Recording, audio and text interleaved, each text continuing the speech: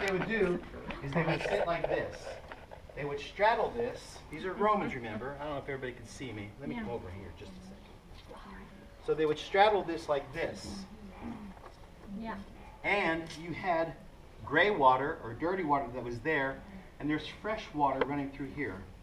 So the fresh water is coming through. And the Romans usually had a sponge on a stick that they would keep in their backpacks. And when they were done, they would actually cleanse themselves. Very, very clean people, very, very hygienic. And the Romans pretty much didn't get any diseases, even when they were in foreign lands. Now, what does that have to do with us, and why would I bring this to you? How many remember Christ on the cross? How many remember what they offered him? Oh, goodness. How many remember what they offered to him on? Lauren. The Roman soldier took his latrine sponge, dipped it in vinegar, gall, and offered it to Christ. And Jesus refused to drink it. Remember, he refused to take any of it.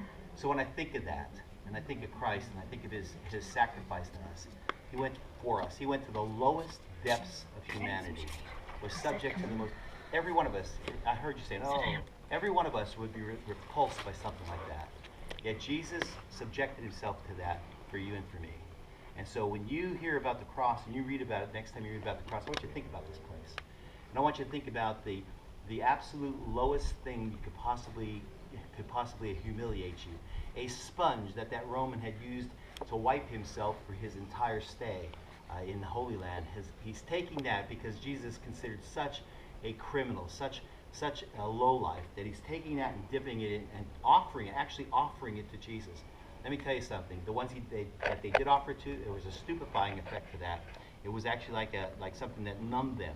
And so most of the people that were hanging on the cross, they were offered that would take it. And Jesus would refuse it because he knows exactly where it comes from. But he wouldn't refuse our sin.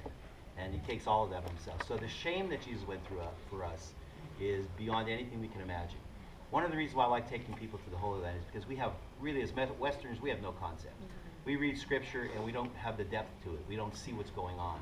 What's going on in Scripture are things that are actual parts of life that have been happening here.